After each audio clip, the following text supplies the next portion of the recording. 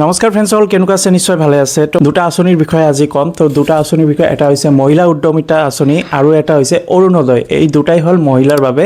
তো অৰুণোদয় আঁচনি ফাৰ্ষ্ট কৈ আছোঁ আপোনালোকক। অৰুণোদয় আঁচনি আপোনালোকে জানে যে CM ছাৰে কেইদিনমান আগতে জনাইছে যে যিসকলৰ অৰুণোদয় হিতাধিকাৰ আছে, যিসকলে অলৰেডি 1250 টকা লাভ কৰি আছে, সিহঁতে বিহুৰ উপহাৰ দিব।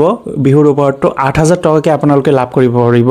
অৰ্থাৎ এই জানুৱাৰী মাহৰ টকাখিনি নাপাব, একেবাৰে ফেব্ৰুৱাৰী মাহত টোটাল হিচাপত 8000 টকা আপোনালোকে লাভ কৰিব পাৰিব। এই মাহৰ টকাটো এই ফেব্ৰুৱাৰী মাহতে লাভ কৰিব পাৰিব। তো ফ্ৰেণ্ডসকল, এইটো মহিলাসকলৰ বাবে এটা ডাঙৰ উপহাৰ যিটো CM ছাৰে দিছে। এইটো হৈছে বিহুৰ উপহাৰ। যিসকলৰ মহিলাৰ অৰুণোদয় আঁচনি আছে সিহঁতে লাভ কৰিব পাৰিব। তো এতিয়া বহুতে কৈছে মোক যে দাদা মোৰতো অৰুণোদয় নাই, তো মই কি কৰিম? তো আপোনালোকৰ বাবেও এটা ডাঙৰ উপহাৰ আহি আছে। অৰুণোদয় আকৌ ফৰ্ম ফিল আপটো মুকলি কৰি দিব ভোটৰ আগতে। ভোট ধৰি লওক এপ্ৰিল মাহতে চাগে ভোট হ'ব, তাৰ আগতে আপোনালোকে আকৌ অৰুণোদয় এপ্লাই কৰিব পাৰিব। তো ফ্ৰেণ্ডসকল, চিফ মিনিষ্টাৰ ছাৰে এমাহমান আগতে অৰ্থাৎ ডিচেম্বৰ মাহতে অৰুণোদয় এপ্লাই আকৌ এবাৰ সুযোগ দিছিল আপোনালোকৰ বাবে।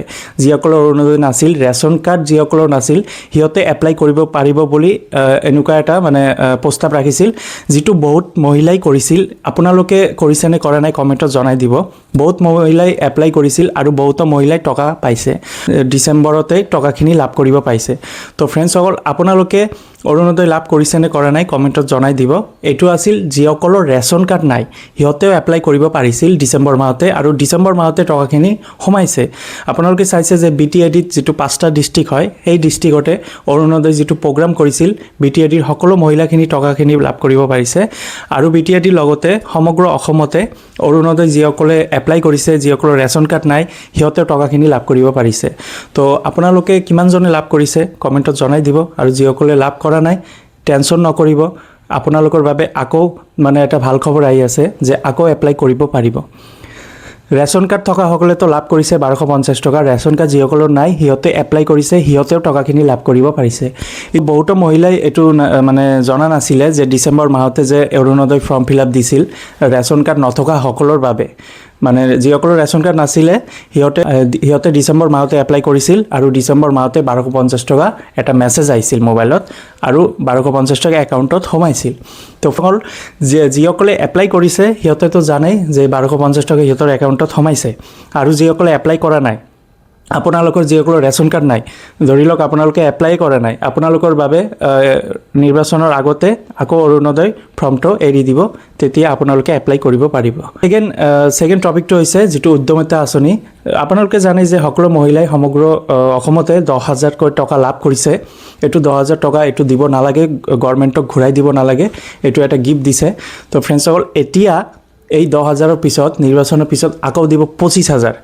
আপোনালোকে যিসকলে 25,000 লাভ কৰিব বুলি ভাবিছে আপোনালোকৰ গোটত, তো আপোনালোকে এতিয়ালৈকেও গোট যদি বনোৱা নাই, গোটটো বনাই ল'ব, কাৰণ এতিয়াৰ পিছত আপোনালোকক 25,000 টকা দিব। কাৰণ নিৰ্বাচনৰ পিছত আপোনালোকক 25,000 টকা দিব। CM ছাৰে যিটো কয় এইটো কৰে, আপোনালোকে জানে। চ' এইটো নিৰ্বাচনৰ পিছত হ'ব। নিৰ্বাচনত CM ছাৰ জয়ী হয়, তেতিয়াহ'লে আপোনালোকক 25,000 টকাকৈ দিব। এতিয়া সমগ্ৰ অসমতে যিসকলে মহিলাৰ গোট আছে, সিহঁতে সকলোকে পাৰ পাৰ্চনক 10,000কৈ টকা দিছে। এতিয়া এই 10,000ৰ পিছত আপোনালোকক 25,000 দিব যদি নিৰ্বাচনত জয়ী হয় চিফ মিনিষ্টাৰ ছাৰে। তাৰপিছত আকৌ 50,000, তাৰপিছত 1 লাখ টকা, লাখপতি বাইদেউ আপোনালোকক বনাব। তো ফ্ৰেণ্ডসকল, আপোনালোকৰ গোট আছেনে নাই? যদি গোট নাই, আপোনালোকে গোট বনাই লওক, কাৰণ 10,000ৰ পিছত 25,000 হ'ব, 25,000ৰ পিছত 50,000, এনেকুৱাকৈ গৈ থাকিব। তো এইটোৱে উদ্যমিতা আঁচনি এতিয়াও চলি আছে সমগ্ৰ অসমতে। যিসকলে পোৱা নাই দি আছে, যিসকলৰ গোট আছে সকলোকে পাৰ পাৰ্চনক 10,000কৈ দি আছে, আপোনালোকে দেখিছেই, আৰু আপোনালোকে বহুতে লাভ কৰিছে। তো এতিয়া 10,000ৰ পিছত 25,000 আপোনালোকক দিয়া হ'ব। তো এইটো এটা গুড নিউজ। আকৌ আহি আছে নিৰ্বাচন। তো ফ্ৰেণ্ডসকল, নিৰ্বাচন এপ্ৰিল মাহত, নিৰ্বাচনৰ পিছতহে চাগে 25,000 টকা আপোনালোকে লাভ কৰিব পাৰিব। তো আজিৰ ভিডিঅ'টো এইখিনিয়ে। যদি ভাল লাগে লাইক কৰি দিব আৰু নিজৰ বন্ধু বান্ধৱীসকলক শ্বেয়াৰ কৰি দিব। ধন্যবাদ।